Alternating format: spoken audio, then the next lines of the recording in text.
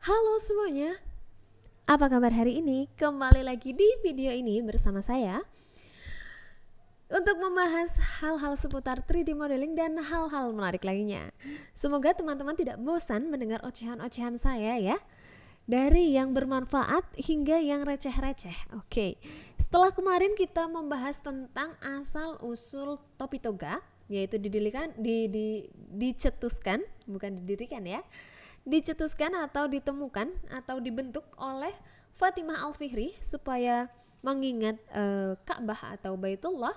Sekarang kita akan membahas macam-macam toga dari Yunani atau dari Romawi kuno gitu.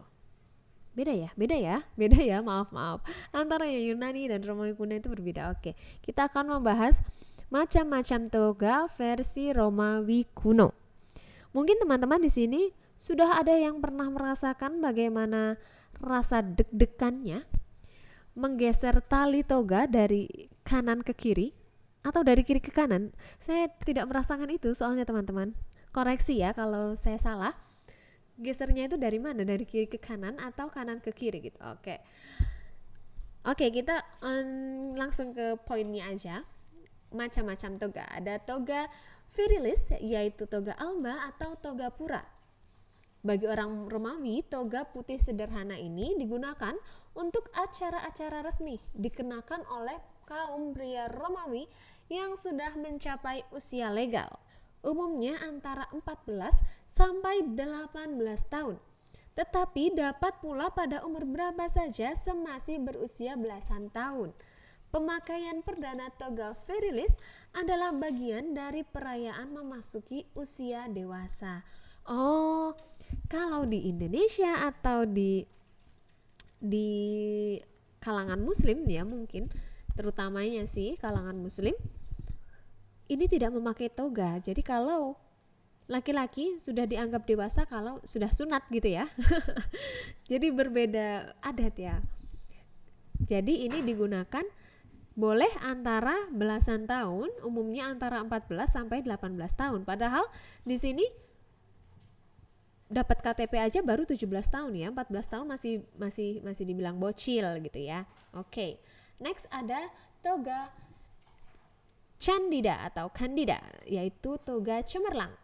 Toga yang diputihkan dengan kapur sehingga terlihat putih menyilaukan, dikenakan oleh para kandidat jabatan publik. Kebiasaan inilah yang disinggung oleh Persius ketika berbicara tentang cretata ambitio atau ambisi berkapur. Tampaknya ya, kebiasaan ini dilarang melalui sebuah plebiscita atau jejak pendapat pada tahun 432 sebelum Masehi. Tetapi larangan tersebut tidak pernah dipaksakan. Nama toga ini juga menjadi sumber etimologis dari kata kandidat. Jadi bisa diambil kesimpulan bahwa toga kandida adalah toga yang digunakan oleh, kalau sekarang bisa dibilang para ini ya, pejabat ya. Karena di sini kan oleh para kandidat jabatan publik gitu ya. Oke. Toganya silau. Toga cemerlang yang dikapur, toga biasa yang dikapur sampai silau, jadi dinamakan toga cemerlang. Oke.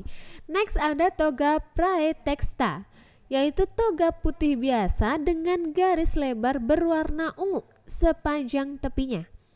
Dikenakan oleh anak-anak yang terlahir merdeka dan belum akil balik. Yang kedua digunakan oleh seluruh magistratus surulis. Yang ketiga digunakan oleh para mantan magistratus surulis dan diktator pada upacara pemakaman. Dan tampaknya juga pada festival-festival dan perayaan-perayaan lainnya.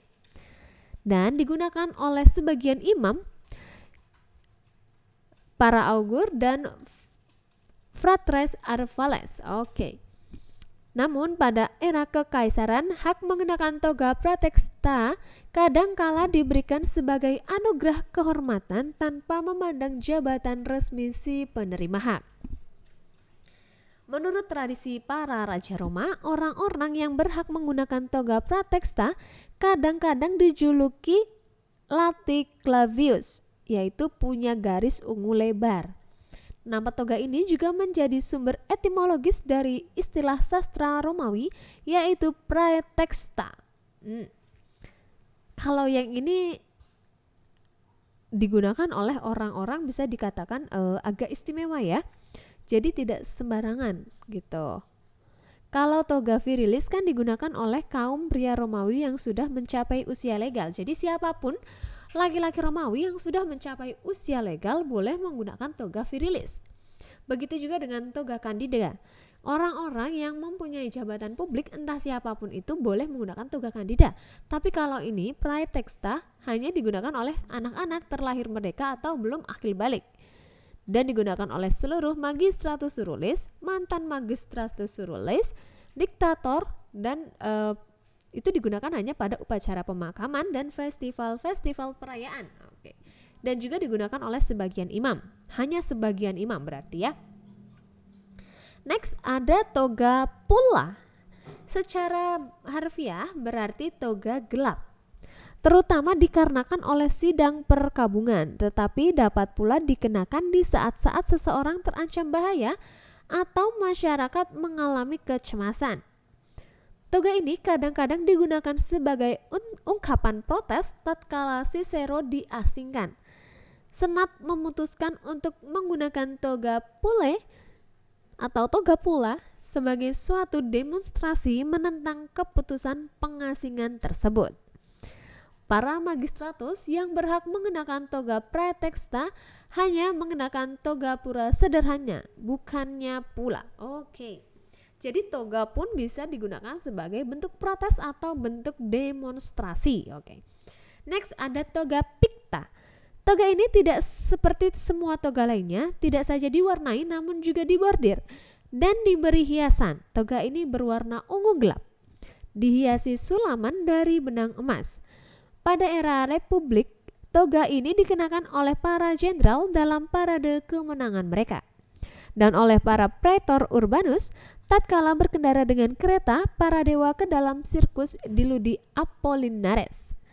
Pada era kekaisaran, toga picta dikenakan oleh para magistratus dalam pertunjukan gladiator untuk umum dan oleh para konsul serta kaisar pada kesempatan-kesempatan istimewa. Jadi bisa dibilang toga picta adalah toga yang sangat istimewa dan berwarna ungu. I love purple. Oke. Next ada toga trabea. Menurut Servius ada 3 macam trabea. Yang pertama trabea ungu diperuntukkan bagi dewa-dewa. Yang kedua trabea ungu dan sedikit putih untuk raja-raja. Dan yang ketiga trabea dengan garis merah menyala dan tepian ungu bagi para augur dan sali. Dionysius dari Halicarnassus mengatakan bahwa orang-orang dari kelas Equites juga mengenakannya, tapi tidak ada bukti lain yang menguatkan pernyataannya. Itulah sedikit sejarah dari toga-toga di kala Romawi kuno. Oke. Untuk teman-teman jangan lupa untuk like, komen, dan subscribe video ini sebagai bentuk support teman-teman kepada channel ini agar kita tetap semangat memberikan konten-konten menarik dan menghibur untuk teman-teman. Sampai jumpa lagi di video selanjutnya. Bye-bye.